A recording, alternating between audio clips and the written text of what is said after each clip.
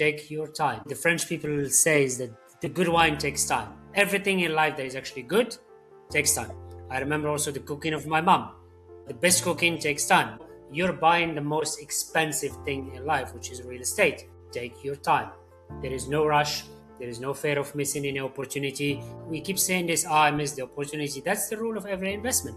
I believe that everything happens for a reason. So if your time is right, you're going to make the right decision. But again, take your time.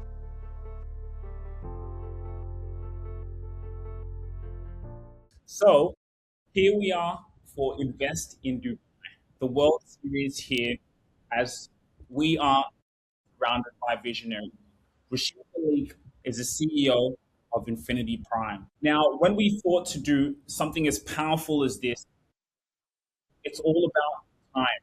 People have taken time out of their day, time to come in and hear. So Rashid, as a visionary entrepreneur and global supply chain transformation leader, 25 years of operational expertise across 5 continents. After 5 decades building and scaling companies and complex logistics networks for internationally recognized brands across Morocco, Singapore, Australia, New Zealand, and South Africa, he founded Infinity Prime Consultancy, a Dubai based firm dedicated to helping global enterprises navigate supply chain transformation with strategic clarity and battle tested methodologies. So when Rashid chose to make Dubai his home, he didn't just identify a market opportunity, he became a participant. As an active investor in Dubai's real estate landscape, analyzing opportunities, evaluating risks, executing acquisitions, and building wealth through strategic property investments. This perspective as both advisor and investor fundamentally shapes his approach to guiding international high net worth investors through the market. So this is going to be quite powerful and interactive. And we thank you all for joining. We have family offices and powerful CEOs, like we have a special guest here who's joined in, someone who's also a visionary and has built things through her imagination. So Rashid, welcome. And we're looking forward to this powerful presentation in Invest in Dubai, our global roundtable series. Marketing is all about storytelling. Dad, when we first started this business, what did you say to me? I said, yes, we do a podcast Why? because I want to tell our story. Why? Because I know the story builds a legacy. Build a legacy. And that is exactly what we do here at ETS Rubasha Media. We market your story on social media so you could build a legacy for those who come after you, to build your business and your personal brand. Yeah, follow us on our platform. Go on our website, etsrubashamedia.com. This is about legacy, and it is about showing up on social media every single day, because if you don't show up, your competition will. Thank you, Sajira, and I'm actually grateful and honored to be here today talking to you guys about investing in Dubai. So guys, really grateful to be here, and thank you all for joining. I know it's asking for an hour from your time on a Saturday is quite a bit, so it's great to see you all here and then have you here around. So I'm just gonna go straight to Sajira and share my screen so that we have the full presentation. So the topic of today, guys, is talking a little bit about investing in Dubai. What I want to do is actually I want just to first to start with to set the context. So this is not a sales speech. This is more really a kind of like we call it an education roundtable, and I used specific word which is beyond the marketing, because most of the time actually we get attracted with a lot of brochure and we see on social media from a Dubai perspective. And Dubai is actually one of the most discussed real estate market globally, but also one of the most misunderstood. And as I mentioned today, it's not really today about selling properties, but it's about more understanding how this market really works, so that any decision you make in the future, whether you're ready now, you're ready in 3 months, in 6 months, in 2 years, it doesn't really matter. At least you're taking a deliberate choice, not a reactive one. Most investors actually don't lose money in Dubai because it's risky. They lose money because they enter without a framework. And when you look to the Dubai market right now, there is a lot of information out there. There is too many opinion, but not enough context. And this session, hopefully within an hour, is about giving you that context. So in terms of the agenda, guys, we have a couple of buckets. So obviously we already did the introduction and we set the scene. I want to talk a little bit why capital flows into Dubai. And there are a couple of reasons why actually a lot of people are moving to Dubai, investing to Dubai, trying to get a piece of the pie in Dubai. I want to cover a little bit the numbers that are matter to real estate, particularly, and I'm looking into from two lenses actually. The first one is what we call the Agenda 2033, which is the economic agenda from the government itself, and the Agenda 2040, which actually outline all the infrastructure that the government is making in Dubai to ensure that actually whatever promises they put out there, they are making it. And we will look on the last bucket, which is obviously the real estate of Dubai.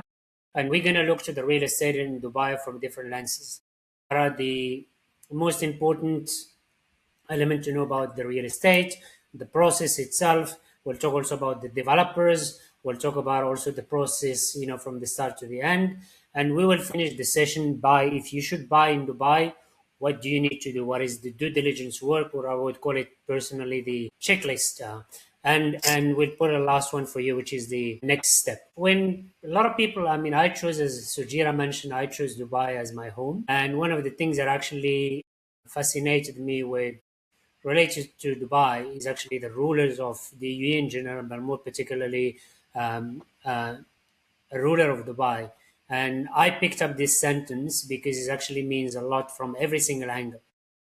In his book that he wrote, where he's talking about leading the Dubai more as a chief executive officer rather than a ruler, for him, everything that will help Dubai makes money, he will go for it. And he put this in his book saying, impossible, we don't have such word in our lexicon. So it just shows really the ability and the visions of the rulers. And I remember read also a couple of books. I mean, seen a couple of videos about when they start thinking about building the marina and building also the Palm. Everyone is saying these guys are crazy. I mean, even Burj Al Khalifa. I mean, if you have the chance, go please. I mean, Google it yourself. You will see that everyone didn't believe on Burj Al Khalifa. Now it's actually one of the most iconic landmarks here in Dubai. So when we talk about why actually capitals flows to Dubai, Dubai has a lot of to offer from different combinations actually. The first one is, and we look to the numbers, Dubai population has been increasing since 2021, literally just post COVID, because Dubai and the UAE was one of the first countries to open back after the pandemic, and we've seen roughly a rush now for a lot of people actually willing to move to Dubai. And the numbers we have is about 180,000 people coming on a yearly basis. Around right now, the population of Dubai is about 3.6, and aim of the government is to increase it to 7.8 by 2040. These are very important numbers, especially when we talk about real estate, because the more population we have, there is more needs for housing. The second one that is actually, is a lot more attractive for people is obviously the tax incentive. And when people talk about taxes in different countries like Singapore and Hong Kong, the only difference probably is what I agree that Hong Kong and Singapore are also capped to a lower level. Here in Dubai, actually, you don't have any tax on personal income. You don't have any taxes on capital gain. You don't have any taxes on wealth. And even when we talk about what we call the GST in certain countries or VAT in other countries, we're only talking 5%. Recently, under the pressure of a lot of Western countries, Dubai has introduced, or the EU has introduced, corporate taxes, but it's still at extremely lower rates. So now, if you own a company here and you make a certain profit, you will be subjected to pay 9% on a tax corporate. So typically, when it comes to real estate, a lot of people ask me, can I buy through my company? Yes, you can buy through your company, but you have to set up a company here and you're subject to 9% tax on your property as a company. But if you buy it on your personal name, there is no taxes for you, whether you own one or you own two or you own 100. Dubai still offers very good rental yields, and we compare it usually with other cities like London and New York. The majority of when you look to the, obviously depends on the project, depends on the location, and depends on the developer, but truly you can get sometimes between 7 to 10%. Where London and New York can give you only 2-3% if you're lucky. And by the way, again, 7%, when you probably take out your charges, you end up still with 6 to 9%. That's again clean cut because you don't have any taxes. Number four, which is again very important, and I have friends that are actually here in Dubai, and they really, really enjoy this element of safety destination. In Dubai, you can actually have your kids go into the school without having someone with them. You can have your kids go into the garden and without having the park, without having anyone going with them. And in the Sheikh himself was saying, if you see a woman walking at 2 o'clock in the morning alone, you know that she is in Dubai, and that's also very important. So a lot of people really value that safety element to which is unfortunate in a lot of countries. Even though you have the money, you don't really have that security and safety. Something also to understand, especially because the dynamic of the people are moving to Dubai has really changed. So we're having a lot more families coming to Dubai. So we have here in Dubai a very impressive education system. Roughly, we're talking about 216 private schools, and they are really offering top tier curriculum. Number six is again what the government does from a business environment. So we have about 500 free zones, so you can register your company. It doesn't really take a lot of time. The local sponsorship actually is no longer required, where before, a couple of years ago, you have to be sponsored by someone from Dubai to open your company. Now you can actually come, you can have your own property, you can have your own company, you can do business, you can live, and you can earn your life in Dubai. Efficient visa system, and I can talk about it because I've been through the experience myself and my wife. Really, the system is absolutely efficient. It's fully transparent. We keep joking about it, guys, saying here that WhatsApp actually rules the country. You get WhatsApp messages through the process saying your medical exam is booked. Then once it's booked, then you get your another SMS saying then you're booked for your biometric. So it's really a well thought process. Number eight, which is the final one, again, people getting into a certain age. Well, also even in general, we need to know that we also have a healthcare system, and Dubai has again really, really good health system care, offering a high standard of medical care around not only Dubai but in general around the whole EU. Another element that is a little bit for me very important when I'm talking also about the investment in Dubai, I always want to make sure that people actually understand the history of Dubai, because that's where everything is coming. So when I look to the history of Dubai, there are two dates that are actually very important. One which is 1833, and that's literally where the first tribe of Bani Yas came to what we call now Dubai Creek. So the people who have been in Dubai before, they know what I'm talking about. This is the old Dira, and that's where they established themselves under the Maktoum dynasty rule, which now is still the ruler of Dubai. And by the way, Sheikh Al Maktoum is also the prime minister of the UAE. And in 1960 was another big date because that's actually the discovery of the oil. I want to go back to 1833 because when the family was there, the first activity in terms of the economical survival was purely fishing and also deep diving for pearl. So they were diving, getting the pearl, the natural pearl, and then selling it into the world. And by the way, they made sure that actually all the traders coming to the creek, Dubai Creek, they didn't pay any taxes. So the fact of having a tax system in Dubai, actually, there is free taxes, is not something new. This is already a vision that the tribes of Bani Yas had in 1833. Now it's just a perpetuation of the history. Unfortunately, in early 90s, the Japanese created the artificial pearl. And basically what happened is that the population of Dubai and Dubai Creek start really having some difficulties, literally starving, because one of the major sector of their economy is disappearing in favor of artificial pearl. And from that moment, actually, the rulers of Dubai have put a commitment that they will never be heavily dependent only on one sector. And you will see it in the coming slide that actually the whole economy of Dubai is not purely on real estate or on tourism or on oil as the majority of the people have in their perception, but is actually around a lot of variety of sectors. When we talk about also the history, the country is actually fairly new. The celebration date is always the 2nd of December, and that actually last December was the 54 of the formation of the UAE as a country. And the UAE as a country was originally six emirates, which was Abu Dhabi, Dubai, Sharjah, Ajman, Al Quwaim, and Fujairah.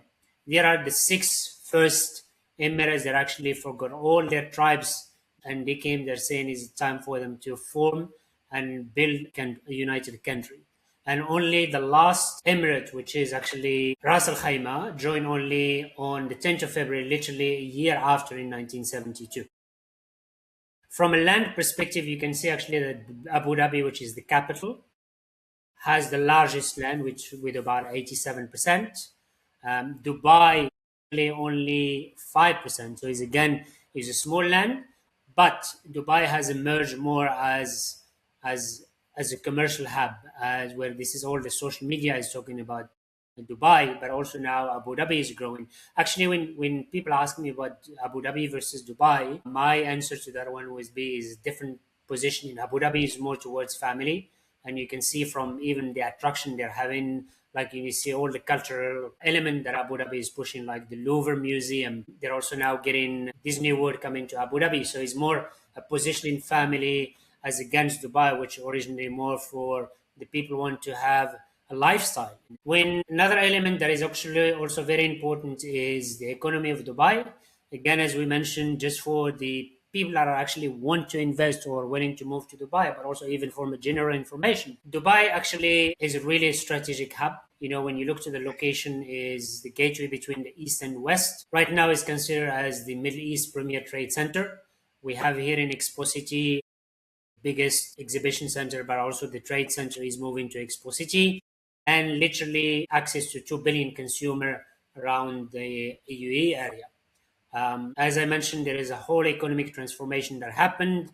There's the diversification from oil. There is now a lot of other elements and other pillars in the economy, including services, real estate, tourism, and logistic. And the country believes on the future very much. So there is a lot of emerging tech and innovation sectors. When it comes to a little bit the numbers, it's actually sometimes you need to be sitting before you see those numbers. The GDP of Dubai is 195 billion US dollar. It's probably bigger than the GDP of many countries in Africa. The population right now is increased from 3.5 to 3.9 million.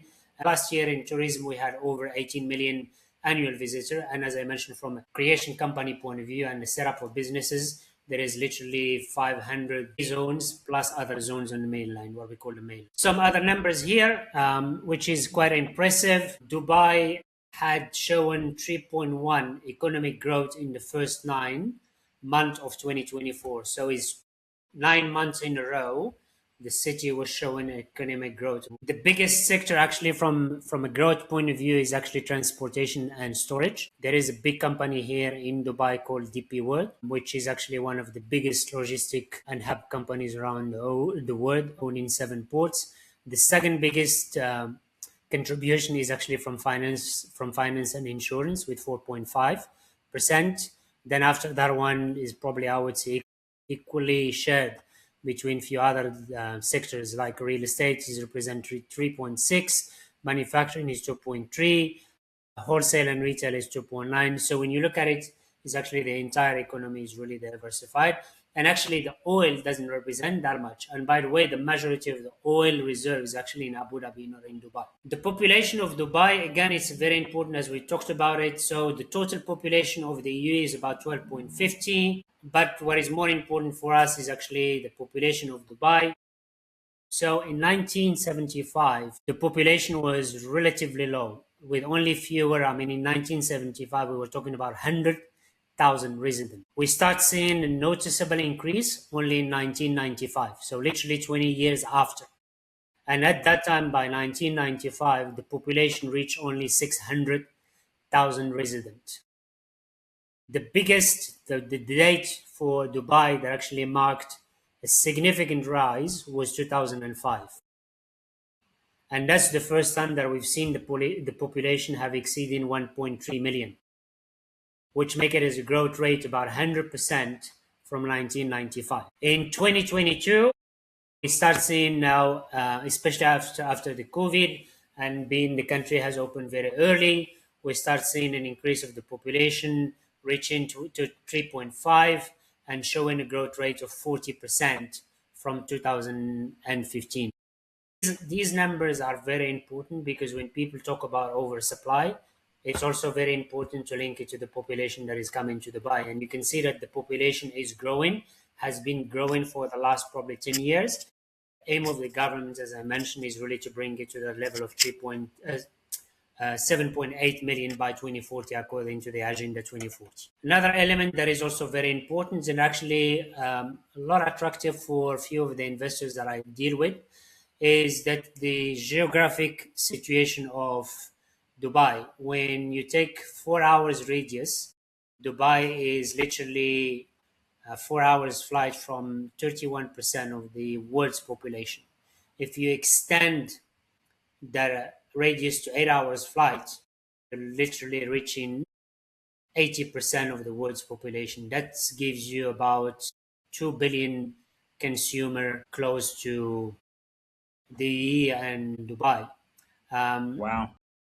very impressive in terms of also of the work that has been done by Emirates. So the Dubai International Airport that we call currently DXB, which is in the old Dira, is offering over 240 flight destinations worldwide. And in 2024, we had 18.72 million international tourists. And when you consider tourists is at least people who have spent at least one night in Dubai or in the country. And that's an increase of 9% from 2023. So the tourism is already increasing. The agenda of the government from an economy perspective want to reach that 30 million tourists. I believe by 2030, I believe there will be a lot. They will be able to achieve it a lot earlier than 2030. In 2024, the international airport himself had a record breaking of 92.3 million passenger. That's already 6% increase over the 86 million that visited Dubai in 2023. And talking about the airport, I'm not sure whether you guys have been following the news, but the government has announced officially now that they will be closing this airport in a progressive way starting as of 2033 because the airport is becoming saturated and the government doesn't believe in the patch policy. They don't want to be patching, so they are deciding to close the entire airport, and now they are moving it to Dubai. To put it a little bit into perspective, the current airport has about 250 gates. The new airport in Dubai South called Airport Al Maktoum will have about 400 gates and will be able to handle a capacity of literally 260 million passengers. When we talk about real estate, one of the things actually I always want to mention to people is we should not forget that actually the city of Dubai is fairly new city.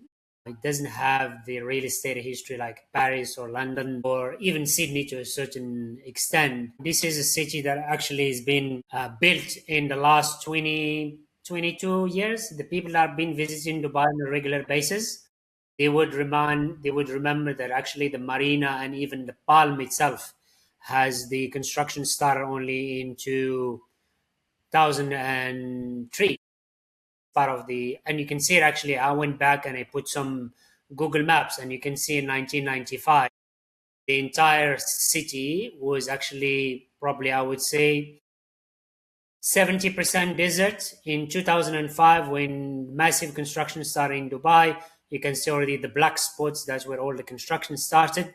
Now when you compare it with the Google map of 2022, you see now we start going a little bit also deep in the lands. When we talk about the livable area in Dubai, we have a rough estimation of about 72 k's on the coastal line and 20 kilometers actually on inside the land. The way the city has been developed, it's through belts. The first belt that was actually created is the coastal line by the creation and the opening of the Sheikh Zayed Road. Then we have the second road, which is Al Khail Road, which is the second belt. And now the government has built now Emirate Road, which is the third belt. So now we're going a little bit towards the inland because also the space and the land towards the, unless you go towards Dubai South, and that's what is happening right now with the creation of the new Palm Jabal Ali, but you're getting a little bit far away from the downtown, the original town, but we've seen a lot of shift actually of the population towards Dubai South. And now with the airport coming, we believe is going to be another a huge hub for investment, actually, Dubai South. When we talk also about real estate, and you give some information to people, people actually don't believe how much people are actually looking to get a piece of the pie. So I pulled those articles in 2023. Actually, Dubai started making the history by becoming the world leading luxury properties market, outpacing London, New York, and Paris. And that's also very important to know because a lot of rich people are coming to Dubai. Again, because of all the adventures and all the tax free. And also, when you see what are the things that have been happening in other countries, I'll take the example of the UK from a tax point of view. So, a lot of people are actually fed up paying taxes in their home countries and they're taking Dubai as another home. And also, you can see that a lot of people start doing the queue as of 3 o'clock in the morning to get when we start talking about and we launched the villas in the Palm Jabal Ali. People are actually resident and even foreigners that are living in Dubai and locals start doing the queue as of 3 a.m. in the morning um, to be among the first to buy properties in Dubai, Palm Jabal Ali. That remind me of big brands like, I mean, when there is a new launch of iPhone, whatever, that those type of queues you see. When we also talk a little bit about real estate in Dubai, there is two segments, if I may call them that way, that actually represent the entire supply of Dubai. The first one is what we call the ready property, and that's actually no different than any other parts of the world. The property is already ready. You like it as an investor, you view it yourself, or you send someone to view it for you, or you can do online viewing. You like it, you invest, and that's your property. Before I go into that one, I just forgot to mention that actually now everything in Dubai, 99% of the offer is actually freehold. Couple of years it was under the leasehold, but now the entire investment that is actually open for foreigner is actually freehold. So you own your property under your name. You can give it to anyone you want.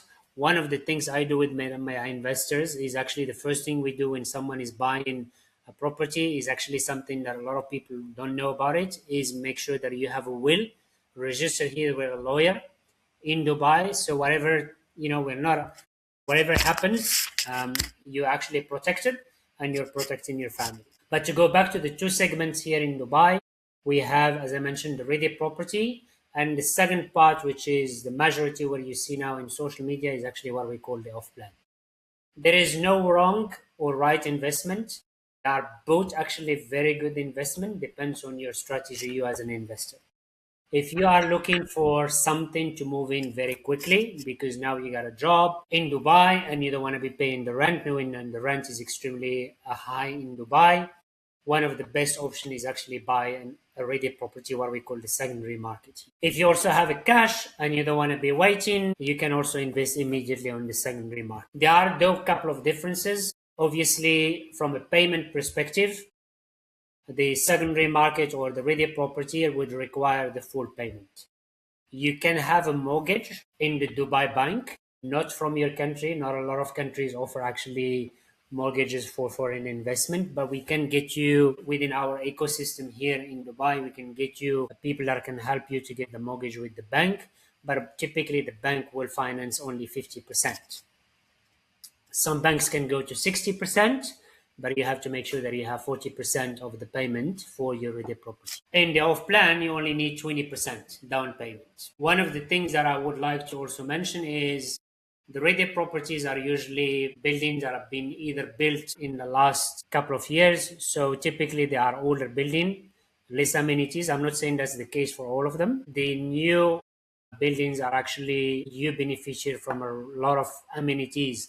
I've seen one of the developments that has been executed recently and given all the tech generation that is coming actually, and also the young people are actually buying into Dubai. One of the recent amenities they have put is actually a room for podcasts, so that all the residents of the building can have access to the podcast room. That's actually quite cool. From a return of investment of a ready property, you can still do some capital appreciation, but the property was already bought a couple of years ago, so the person who bought it has already made the majority of the capital appreciation. In the new off plan, Depends also on the positioning. Typically, I would say if your off plan is not cheaper than the current market by at least 15%, it's not a good off plan. But if you position yourself already by 15% lower than the market, by the time your handover is done, you might be doing a potential high appreciation and ROI in terms of your investment. Duration again depends on the strategy and depends on what you're looking as an investor. If you're looking for the properties an immediate acquisition and immediate eventually even move to your new property, plan is usually 3 to 4 years construction. From a cost point of view, when we talk about off plan, you need to understand that you have an additional 4.5% cost on the total purchase price. And I'll talk a little bit about this additional cost. What are they? From a ready property is 6.5%. So why we talk about those differences in the cost?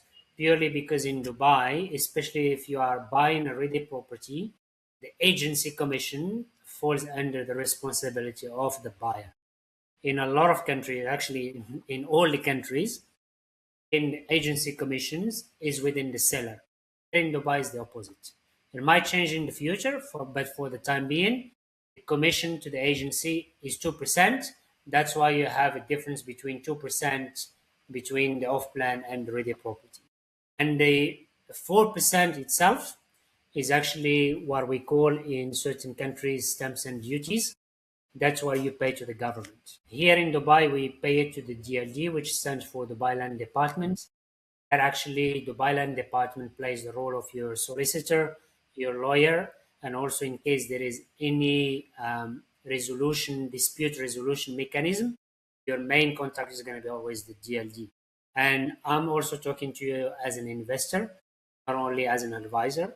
Trust me, the DLD here does a lot more far good job than all the other countries that I had the luxury to live in and invest in. Rashid, so just to come in there, also as a podcast host for some of our family office audience, a big question has been for you as an investor yourself, what would you prefer, off plan or ready property? That's been a huge question. For me personally, or in general. In general and as an investor, I know and none of this is financial advice, but yes, in general or as an investor, when you look at both those off-plan and ready property and you are sitting on quite a bit of capital, what, do you go for the immediate with the ready property or the off-plan with a more of a long-term game?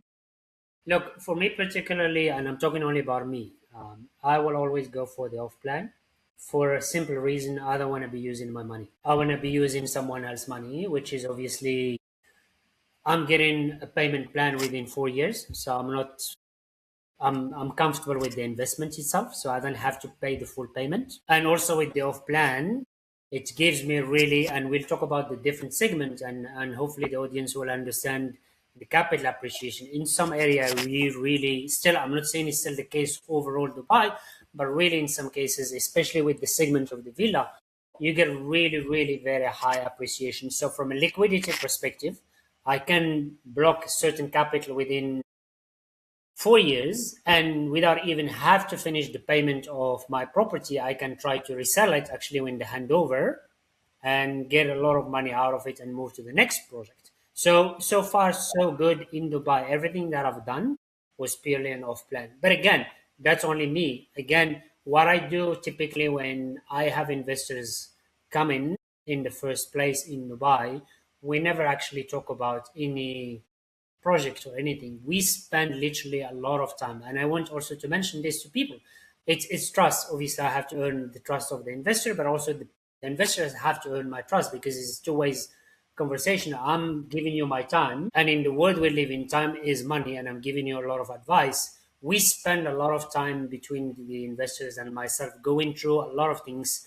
I need to understand every single element of the investor, the appetite risk, the capacity of borrowing. What do you want to do with the investment? Is it for yourself? Is it for investment? Is it for flipping? Is it for renting? So there is a lot of element to cover before even we start thinking. And by the way, even through the investment process is a lot of assessment. Every 6 months, you will receive a report from me saying how is the area where we invested performing. And again, is an assessment. We're getting close to the handover.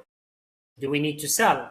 No. Do we need to keep it? Yeah. Then it's always a common conversation. Obviously, the decision is always up to the investor, but there is always an assessment, a decision making, an assessment, a decision making. Yes, love it. So the 0.5% additional cost is actually related to everything around what we call fees, admin fees. Is that part of the difference between the off-plan and the ready property is clear? Maybe the only thing that I would say is, I had the luxury to go to a couple of, and also I have few investors actually from Australia. And when you talk to Australian people about off-plan, the first immediate instant of response is absolutely 100% rejection because off plan, and let me be clear as well, in Dubai we have the goods, the bad and the ugly, and there was a lot of um, bad experience before the COVID, especially with the financial crisis of 2008 and 2014. Since the COVID, the government has put a lot of regulation to protect the investors, but now the off plan is completely different landscape compared to the rest of the country. So when we talk about the off plan here, there's a lot of security and there's a lot of protection from the government themselves. And I'll give you a few examples. The money you're paying goes to an escrow account. Is actually a trustee account. So the developer doesn't have access to your money. They will get only access to your money according to the progress of the construction. That's number one. That's very important to know. Number two, there is no changes on the prices. Once you signed your SPA, the purchase price is your purchase price. Whether now there is an increase of raw material or there is a miscalculation, it doesn't matter. Your purchase price doesn't change. In other countries, the developers comes after a while saying, no, the cost now is higher and you have to pay an additional cost and you don't have any choices. The resolution, the mechanism of dispute resolution is actually managed by the government, by the Dubai Land Department. So there is a lot of, as well, that's why I'm myself investing in the off plan because I know there is a lot of security, but it doesn't stop for anyone from doing due diligence work. And by the way, when I said I need to earn your trust, everything that I'm showing you here, guys, you need to do your diligence work. When you find that actually everything that I'm telling you is the truth, then that's the way I earn your trust. Three KPI, what we call in our language is key performance indicators that actually matters in every investment in Dubai. And again, depends on the strategy, what you want. But from an overall perspective, you cannot have all of them together. Sometimes it does happen, and that's great. That's a cherry on the top of the cake. But typically, it doesn't happen all the time. And really, I would say if you're looking to get the three of them combined, is extremely hard. So you need to be clear. What are you looking after? Actually, are you looking for a total return of investment, or are you looking for rental yield, or are you looking for capital appreciation? In terms of a lot of advertisement as well, guys, there is a lot of talks about high numbers. Some people, when you look to the advertisement in Dubai, they will give you in some cases 12 to 14%. Those numbers don't exist anymore. And actually, what does matter for you as an investor, if someone is showing you numbers, ask the question, are these gross or net? Because actually what matters for you as an investor is what you put in your pocket. So we always talk about net ROI, not net rental yield, because I can show you 12, but there is a lot of charges. And at the end of the day, you're only putting in your pocket 6% or 7%. That's not a great outcome. I mentioned earlier a little bit about the market segmentation from an investment point of view. We have a very good segment actually. Depends again what you want, what you're looking for, depends on your cash flow, depends on your ability to borrow money, etc. One of the biggest advice, and I always give it even to my kids, saying from an investment point of view, make sure you are comfortable with the investment. Which means when you look to a payment plan, if a payment plan says 50-50, you should be comfortable to pay the full 100%. Yes, there is always a way to get money out of the rental. There is this, there is the mortgage, but you as an investor, you should be comfortable. And there is a lot of things in the market that are actually, and I've seen it myself, people get embarked in the journey of investment without doing the due diligence work. What happens is that after a while, they're not able to pay the property. They enter the distress mode. And I wouldn't wish this to any one of my investors. So make sure you're doing your homework. But around Dubai structure itself, I would say we have four core segments. Every segment has a different investor profile. And as I mentioned, it's a constant trade off. Depends what you want. If you're looking for a capital appreciation, you should pick one core segment. If you're looking for rental yield, is a different one. If you're looking for liquidity, is a very good one. And also, by the way, when we talk about liquidity, that's also something that the majority of the investors don't think about it, because they don't think about their exit strategy. For me, part of the work we do with our investors, we have to be clear on our exit strategy. So the first segment is what we call the ultra luxury. That's usually start from 10 million dirham, 60 million dirham and plus.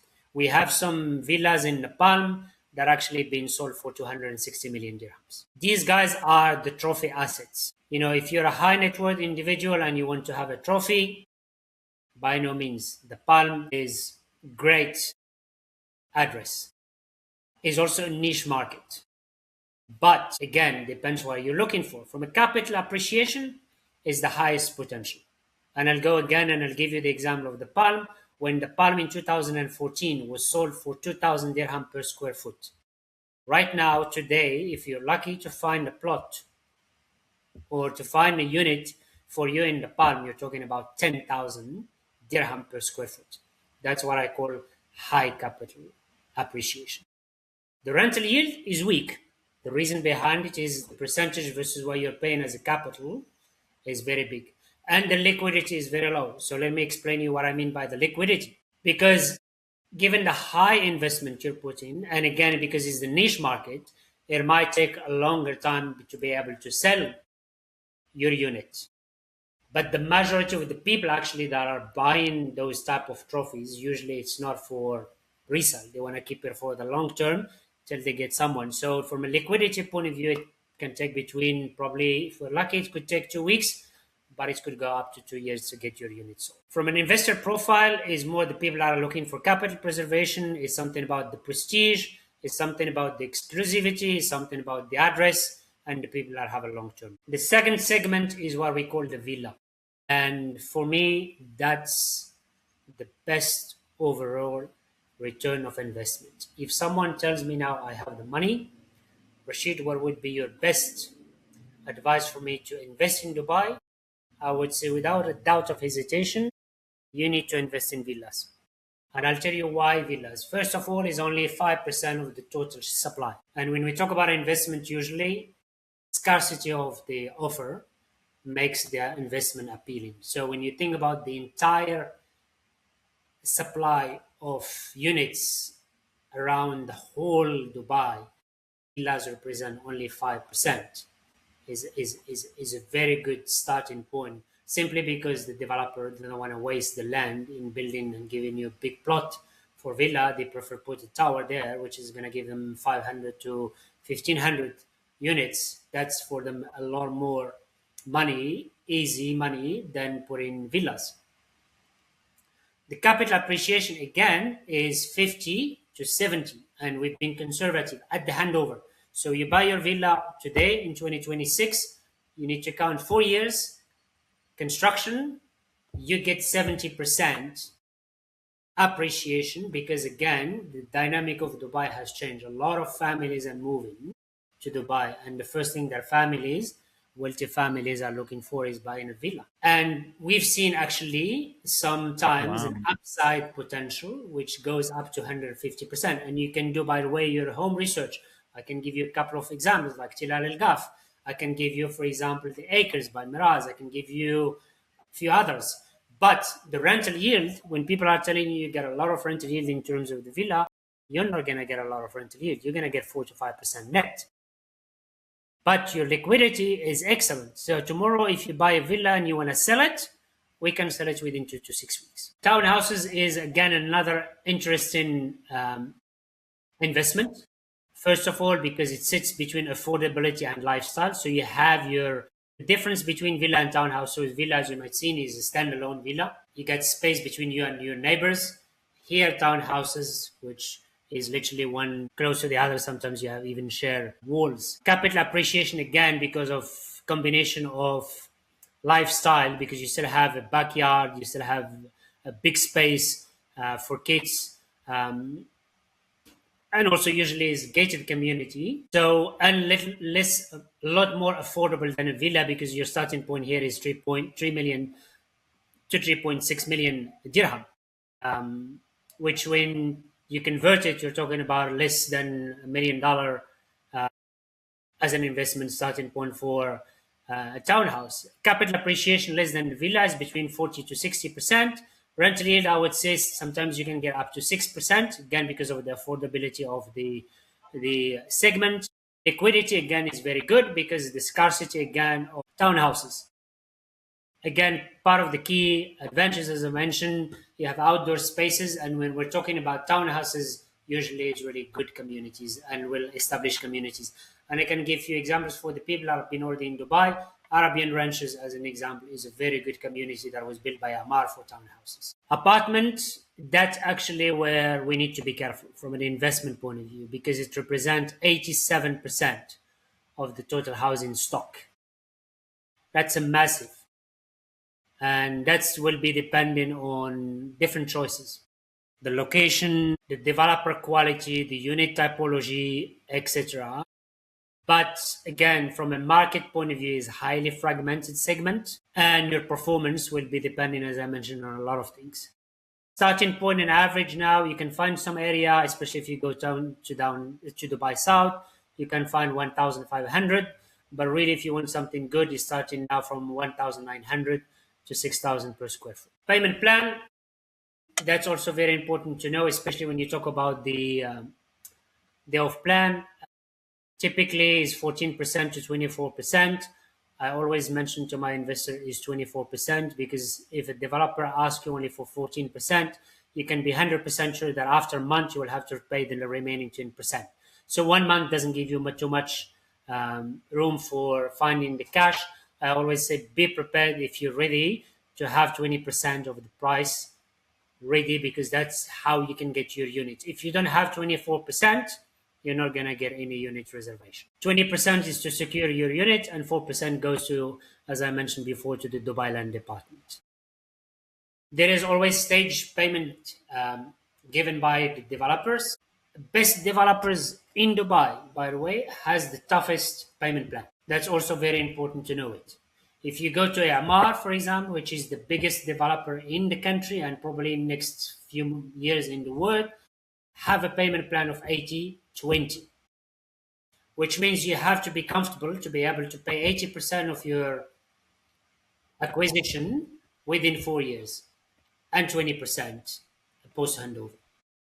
But with those names, you got a lot of other things. You get, for example, all the banks. The number one developer they want to give you a mortgage for if you buy with Amar. But also for me, it's sometimes is a red flag if a developer is giving you really, really, really flexible payment plan. You have to be careful. You have to do your homework. Promotion and incentive as well. You might find a lot of promotion incentives. Again, the best developers in the country, they don't do promotions. It's like brands. If you want to buy brands, usually big brands don't do any promotions. But the only month where you can get some promotions is actually Ramadan, which is now taking place in the 22nd of February this year. And you will get something like, the DLD fees are being waived. And sometimes, again, you can ask some flexibility in terms of payment plan. We can help you with that one. We have really very good relationship with the developers, especially the big ones. And we can get you, if it was, for example, 60-40, sometimes we can get you 50, but it really depends on the approval of the developer. Banking finance options as well. Developers typically partner with the EU banks, get mortgage finance. Just for your information, if you're a foreigner, you will get a rate of 5.9. If you're a local, you will get an average mortgage rate of 3.4, 3.6. So typically what I tell my investors, especially if you have your visa, if you buy an investment for 2 million dirhams and you get your golden visa, you're entitled to get your golden visa the minute you pay 24%. So you pay 24%, we do the process for your golden visa, then we apply to the mortgage for you as a resident, not as a foreigner. Then you can beneficiate for much better rate. Again, here, just a little bit briefly give you the process of buying a property in Dubai. It's actually very simple. The government made it so transparent. Typically, when you've done your homework and you worked with someone that you trust and you like your property and you select your property, you're going to get, sometimes you will be asked to pay an expression of interest. Depends on the developers, you'll have to pay certain money. This expression of interest is fully refundable if you decided not to go with your property. But this is also valid, which a lot of agents will not tell you, before you sign the reservation agreement. If you sign the reservation agreement, your EOI is not refundable. So always take the time. You will get a lot of pressure from your agent and from the developer.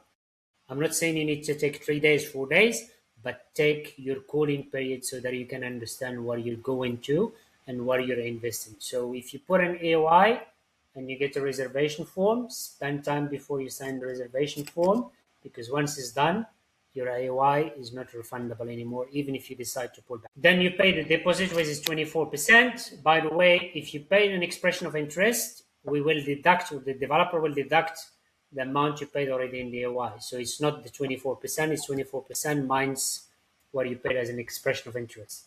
Then the next step is, after you put the deposit, you will get your sales and purchase agreement, what we call an SPA. It's a very important piece of paper.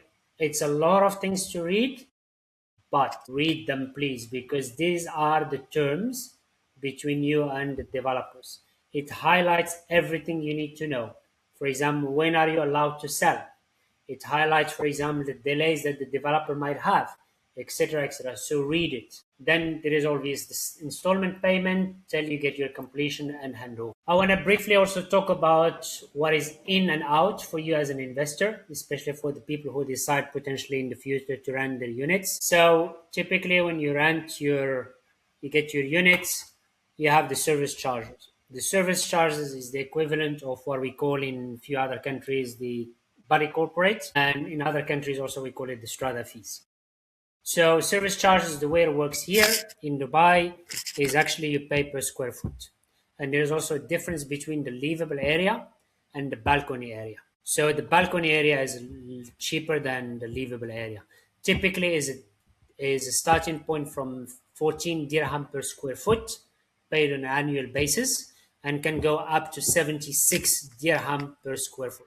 Again, is a very important element to keep into consideration, because the more service charges you have, is the less money you have on your pocket.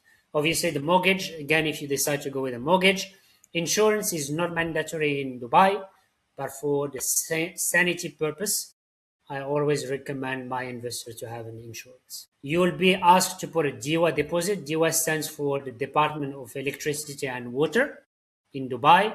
It's about 2,000 dirham. That's the equivalent of 700 Aussie dollar. It's about 500. It's one off. There's also a gas deposit, and obviously the utilities that you have to pay in Dubai. Please be informed that you have two separate major, one big bills actually, which is the AC, the air conditioning here, because you have 6 months that are actually brutal in the country from a weather perspective. So literally you're working your AC for 24 hours. Again, the utilities depends on the type of rent. If you're going to go for a short-term rent, Airbnb or holiday home, the utilities are usually on your expense. If you go for a long-term rent, which is usually 12 months and plus, the utilities are taken care of by the tenant. We talk about the visa system briefly. Two types of visas we have here in Dubai related to real estate. The first one is the best, which is 10 years golden visa with an initial investment of 2 million dirhams, which is the equivalent of 550 US dollars, 750 Aussie dollars, 1,000 Aussie dollars. It gives you a 10 years renewable easy as far as you keep that 2 million. So let me clarify, it's not one property, is linked to the total investment. So you can actually have 3 properties with the equivalent of 2 million, you're still eligible for the golden visa. So it's not only one property, is the amount of money you're investing is 2 million. Recently, the government had made a lot of changes into the golden visa. So they want to have the people are actually investing in Dubai feeling that they are part of the locals.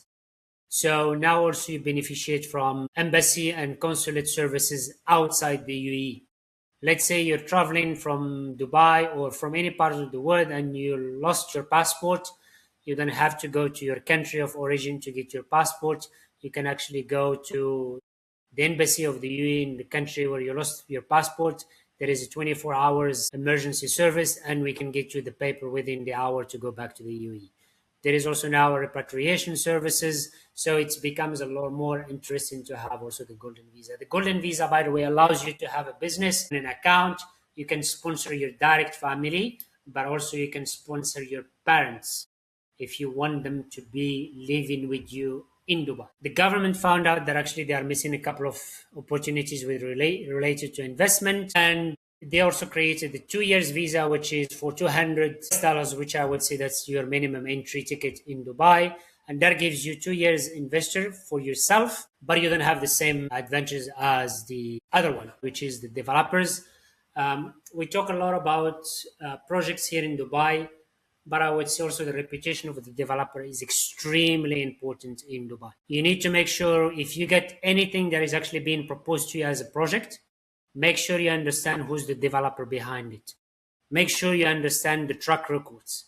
Make sure you understand the quality of the construction and the finishing, because it does all those elements impact the resale value, the rental demand, and the long-term maintenance cost as well. And most of the time is very important from our side and from my side.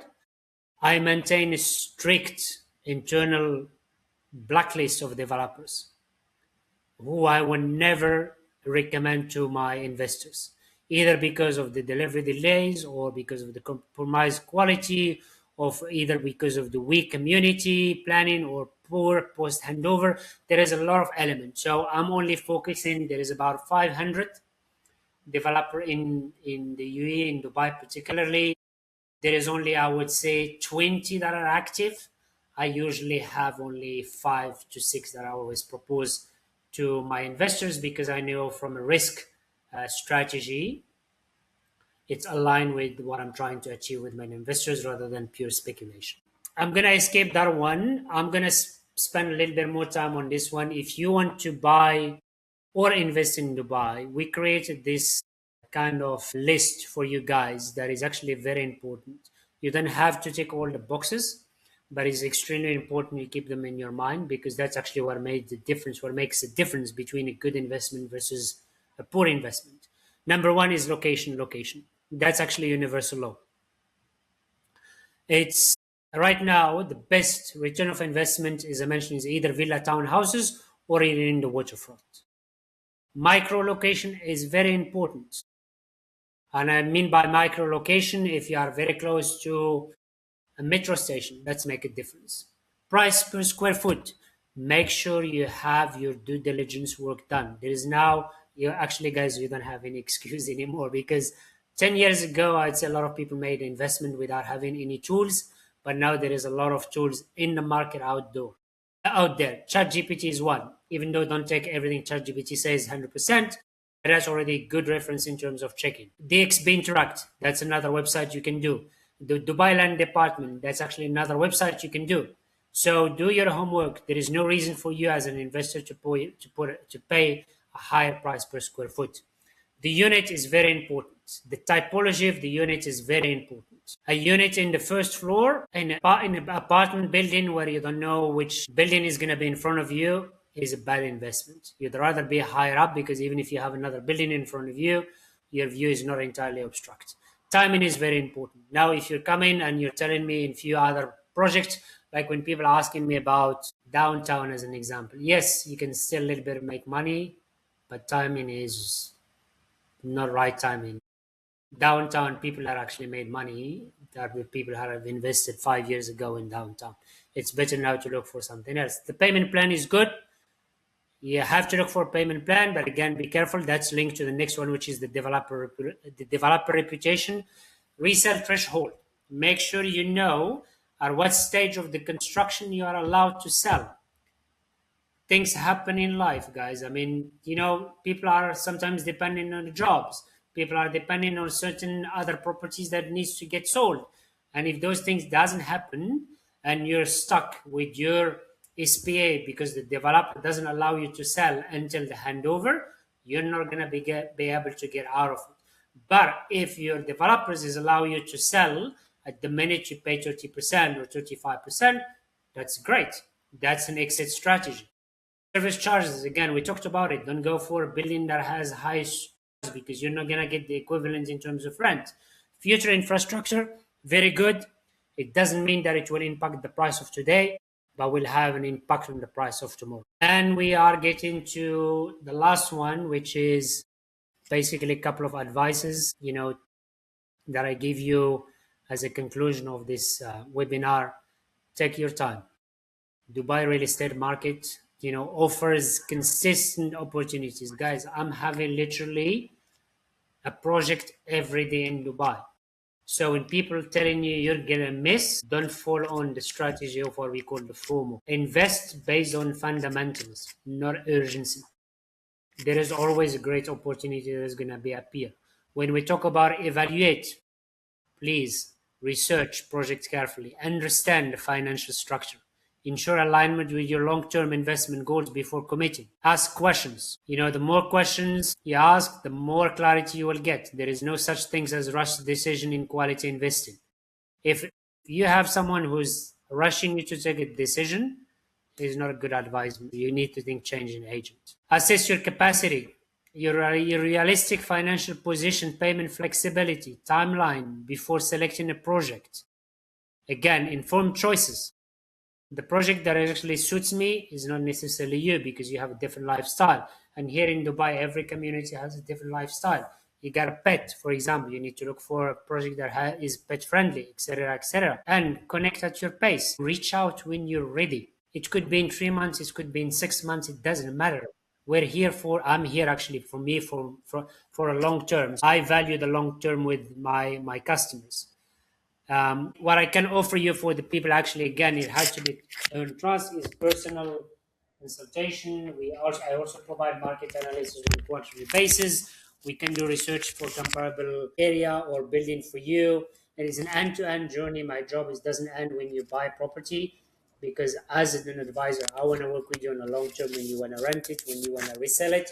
And also more important is the referral side of it. If you're happy with the service I'm giving you and you make money, and by the way, in a nutshell, if you make money, the more money you make, the more money I make. As simple as it is. Powerful. Thank you, Rashid. I want to do something special real quick. And Rashid, maybe you can share your screen later for people to contact you. But we did actually something special. So we have quite an intimate audience here. And so we have two people we've provided a special link. So you can already see one person that was brave enough to have her camera on, which is Ishara. And we have Roy. So what we're going to do is we're going to open up the floor to you guys specifically, just in case you have any questions. But for our family audience, I just want to give an introduction to these two special people. So let's start with Ishara. Now, Ishara is a risk management executive, founder and CEO of Reach for the Stars. She's an inspirational leadership keynote speaker, MICD board director. Now, she's been an executive in financial services and a board director with over 25 years of experience working with large family businesses. So a lot of you guys within the family audience who are here listening to this can quite relate with globally listed companies and helps deliver enterprise-wide solutions, including evaluating and structuring sophisticated funding and investments in complex operational, financial, and regulatory environments across Europe, America, Asia Pacific, and the Middle East. Ishara oversees strategy and governance frameworks at a board level and has a deep operational level understanding of financial and non-financial risks across the private and public sector.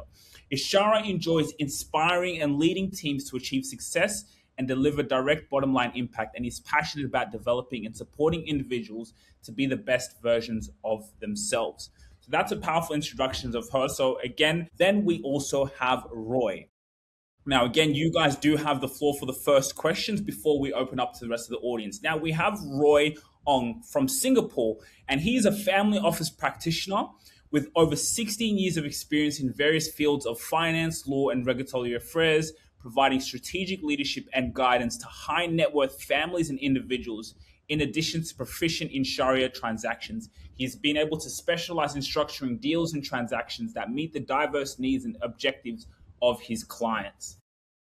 Roy, again, is a passionate person within M&A deals, venture capital, and private equity investments. So we do, before we open it up, Ishara, you do have the platform to, just introducing you there as a keynote speaker, as a visionary yourself. Any questions that you have out of this Invest in the Dubai series that you can now have for Rashad. For Rashid, as I said, this was a powerful presentation, but also interactive as a podcast. So we're here for you guys. So any questions, Ishara? You and Roy do have the floor. We can start with Ishara. Rashid, I do have a question from one of our amazing members. She has said she won't say her name for now. One of our family office audience has asked, who's really buying Dubai property right now? Like, that was powerful presentation, but who are the actual people who are actually buying? That's a very good question, actually, Mr. Gira. So I think if you look back to what Dubai has been going through for the last couple of years, well, we've seen actually what I've seen myself as an advisor, as an investor, is actually a change in the profile. And today is more nuanced than the headlines are suggesting. Again, we need to be careful what you see on the social media and everything. Yes, we still have international investors, that's for sure, but they are no longer short-term speculators as prior to the COVID side of it. Now they are really business owners, globally mobile professionals, and capital allocators actually looking for more, I would say, jurisdictional diversification. What we start also seeing is a quite growing end user segment. As I mentioned earlier in my presentation, we have now roughly about 180,000 people coming every year, because part of what the government is trying to do is actually increasing the population of Dubai. And, the government is doing a lot of things on the background. And one of my recommendations to the audience here, but also to the investors, spend a little bit of time reading those agenda. And again, I'll mention them to you. It's the agenda, the government agenda 2033 and the government agenda 2040. 2033 is about everything around the economy, and 40 is about everything that is infrastructure. And one of the feedback that was given to the government actually saying that the school is extremely expensive. The government last week announced that they're not going to be opening 60 affordable schools in Dubai. So we start seeing also another growing end user segment, particularly families relocating for the long term, entrepreneur establishing regional bases. So a lot of companies now are actually, without moving necessarily their hubs, but they are also looking for regional bases. I shouldn't be saying this, but it's also done for tax purposes. And also professional committing to Dubai as a primary residences, not as a temporary stop anymore. So what is interesting in the overlap is actually many buyers now are hybrid investors. They buy as an investors, but they start thinking like an end user. So which makes a little bit my job hard, because not only the numbers should be behind it, but also the emotional side of it should be behind it, because now people are choosing according to school, communities, and livability, because they want potentially an option to rent it, sell it, or live in it in the asset. So we've seen more and more behavior like this. Wow, powerful. Thank you for answering that. We do have one of our questions. Actually, Roy sent me a message all the way from Singapore, Rashid, and he actually asked for the family office. And while we're still doing these questions, Ishara, still feel free to ask your questions, or still feel free if it works, any troubleshooting. But what is the biggest mistake, Rashid, that sophisticated investors, whether they're family office CEOs, people who are now sitting on their capital, what's some of those mistakes that they still make when they're entering Dubai real estate market? Because Rashid, you could talk about all Dubai, and we've seen the news, but what are some of the mistakes that you see when people are just coming into this market and get excited by all the bright lights? Is absolutely a brilliant question, actually. And you remember my first statement, or one actually of my statements, saying don't believe 100% what you see out there, because obviously there is the marketing element to it. I like always to use, like, there is always the good, the bad, and the ugly. And the ugly sometimes can cost you 30 to 40% of your investment. I think there is a couple of, I would say, mistakes that the majority of the even the sophisticated investors might be able to make when they are entering the Dubai real estate. First of all, is I always believe on the system. So Jira, you should have a system, and I think through the presentation, I hope I managed to share that kind of a system. It has to be an understanding what you're trying to achieve, work done upfront, due diligence. A lot of people escape few steps of that process, and some of those steps are actually critical to the next one. So for me, I look at it as a chain. You cannot escape one because you don't want to be doing the less sexy part of it, and because that's gonna come and haunt you after because you haven't done properly your homework. The other biggest mistake that actually happens with a lot of developers, with a lot of investors, is actually assuming sophistications transfers across market. Let me explain what I mean by sophistication transfer. A lot of experienced investors are coming actually from overseas, London, Sydney, Singapore, New York, and subconsciously apply the same logic. Is price benchmark, supply dynamics, holding assumptions. Dubai doesn't work that way. There is a lot of element that you need to consider. So Dubai usually doesn't punish ignorance, it punishes when you misapply your confidence. Another critical mistake is actually focusing too heavily on the entry price and the upside while underestimating the exit conditions. You remember I talked about the liquidity side of it. It's very important. If you as an investor you buy something that actually will not be able to exit, that's not a good investment. So liquidity for me, resale competition, service charges, and buyer psychology matter as much as the initial deal. So investors in Dubai, they win when they really respect the market uniqueness. Don't compare Dubai market to the rest of the world because first of all, it's a new market, and as I mentioned, there's a lot of element to it. So that's probably what I would say, Sujira. These are the few mistakes that actually the investors don't Okay. spend a lot of time doing in due diligence, but also apply same logic that they have in other mature markets. When you think about London, London is a mature market. And by the way, London also doesn't offer the percentage of the off plan is less what Dubai is offering. So again, Dubai has this particularity of probably 70% of the supply is going to be always an off plan. Wow, powerful. And so now we have our question, guys, from Ishara, again, the founder and CEO of Reach for the Stars, an inspirational leadership and keynote speaker. So her question is, which is quite a very interesting question, and I like it because it's true. I am curious to understand, Rashid, what's driving the sudden increase in marketing in the Australian market. There are about 7 seminars and property exhibitions over a week, and it's true. And Rashid, you having connections being here in Australia and traveling all around the world, you may be able to answer that question. What's all this sudden, increase in marketing and with Dubai? It's a very good question, Ishara, and I can talk about it because I'm also Australian citizen and I lived in Australia for 8 years. I knew Dubai because I was coming for when I was working for other corporate business. I was trying to put here a distribution channel for the brands I was managing. So was trying to work with Full Time Group, and I also worked with a little bit with Shalom. I knew Dubai because also I'm Arabic origin, so Dubai I was visiting.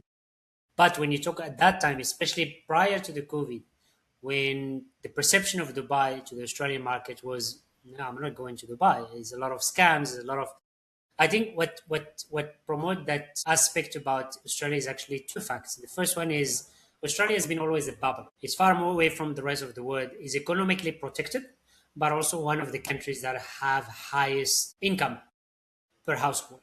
When you look to the average, for example, especially now in Sydney and Melbourne, maybe my numbers are probably outdated for a couple 2 years, then you'll have to help me here, Ishara. But we're talking roughly about 95,000 Aussie dollars as an income, average income for a household. That's quite high compared to the rest of the world. So that's number one. That's actually what tricked, and obviously, from a marketing point of view, is obviously targeted campaign to the countries that actually have a huge income. That's number one. Number two is actually the tax system in Australia as well. And you're familiar with this. I don't have to tell you this. But I mean, this tax system in Australia is absolutely killing. It's absolutely killing. I mean, I own two properties in South Australia. I sold the last one last December. I had to pay 50%. I was lucky because I hold it more than 12 months. So I beneficiate from the 50% discount, but it's still, I have to pay 25% to the government after being paid everything else, which is my stamps and duty, expenses, everything. I have to pay an additional 25% on capital gain. With all respect, each other, the government haven't done anything. So there is a little bit of a fear of what is happening from the government side of it. You know, everything is being pushed, i.e., retirement was 60, now it's been pushed to 65. Especially your self fund is getting extremely hard to get access. And if you want to invest your self managed fund, you have to do everything 100% with the self. So they're not even allowing you to add money. So it becomes a lot more complicated. And probably a third element based on my relationship now with the investors. A lot of people as well in Australia has also a cash and they are not knowing what to do with the cash. And I'll tell you the example of the tradies. The tradies, they get sometimes a lot of cash because their job is being paid cash. Now they are finding ways of moving capitals around different cities without having to. I think we should be careful because the webinar is registered, but they are trying to avoid tax systems. So these are the reasons. These are probably the reasons why I would say um, that Australia is becoming also very important from a Dubai perspective investment. So that's why a lot of agencies or even developers now are targeting. You talked about a lot of road shows. I mean, I know also even developers themselves. Arada, for example, which is one of the government developers operating more in Abu Dhabi, has opened now an office in Sydney. And probably I would say is also now the marketing side of it. You know, Dubai particularly has spent a lot of money on bringing influencers to Dubai. And through then what they are posting in their social media, Facebook, etc., you know, a lot of people get attracted. Everyone wants, and they show it in a way, and don't take me wrong, that's not actually true. They show it is rather like it's so easy to live in Dubai. You have to be careful. In Dubai, it's very expensive.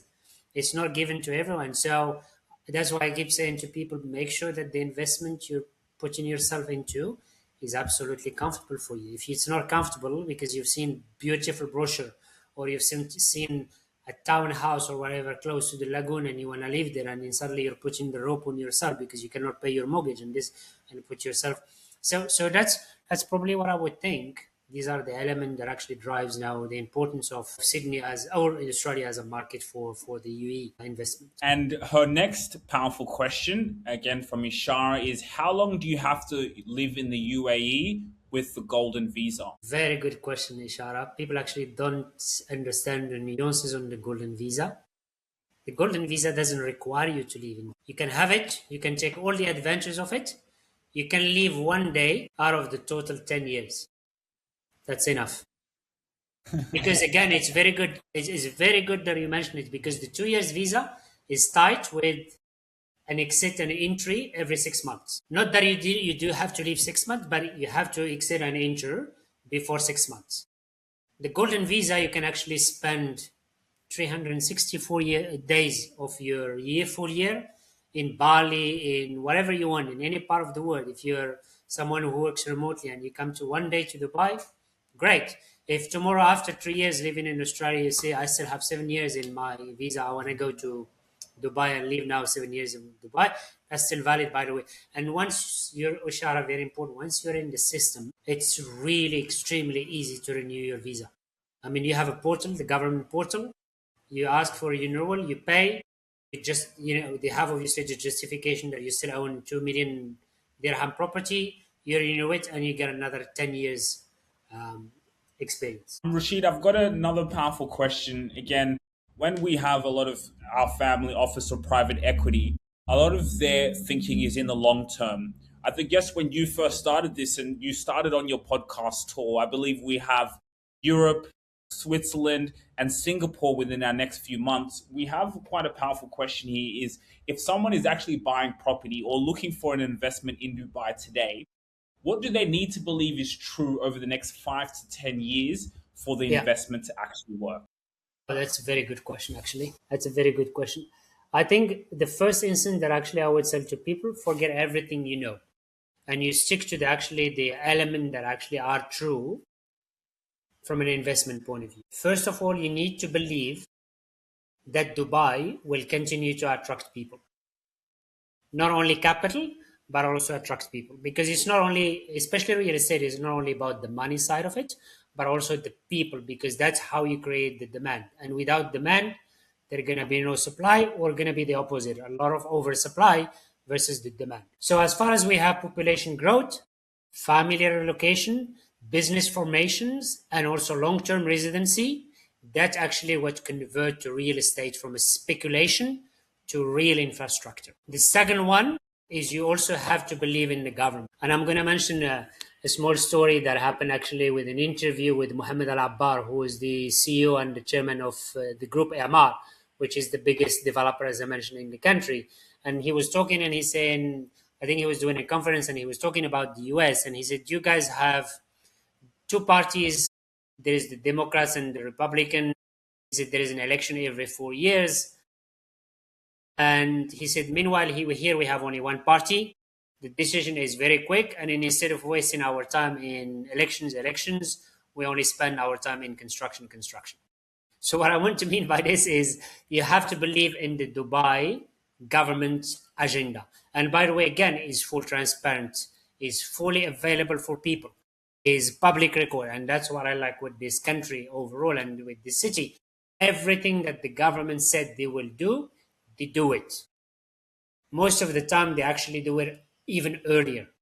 And when you talk about all those things plus the regulation they're creating in place, meaning everything should remain for the benefit of the growth of the city, i.e., the tax efficiency, the regulation clarity, the visa form, the ease of doing business. These are actually core demand drivers. That's also why Dubai is growing very fast, because all those elements are there. And third, you need also to believe on your asset, that your asset will remain relevant. And that's bring us again to the framework, to the system in a more competitive market. If you have money and you want my help and my advice, as I mentioned, we will position ourselves into a villa, because we know it's not about Dubai who's going to grow, but the unit will grow in that location with the price point. Wow, quite a powerful way for people to get an insight on what it takes to come into Dubai. So we want to end it off there, Rashid. We want to thank you and everyone for all you guys. We have got an opportunity. Rashid, can you please share that screen again for people to contact you on WhatsApp, and the QR code just for a few of you guys who have been amazing to put your time in today and you are looking to connect with Rashid? Yes, thank you. So guys, you do have your opportunity now to scan the QR code, contact just any questions that you guys have, any things that you wanted to take away from this. If you want to even ask for the presentation, you can just scan the QR code, add in on WhatsApp, and you'll get that. For the audience that we do have live on YouTube, thank you guys so much for your comments. Thank you guys so much for tuning in. Again, a quite highly selective audience, and we had our two powerful guests come in, Ishara and Roy. So, Rashid, we want to thank you so much. Any last words of inspiration that we can leave our audience here today?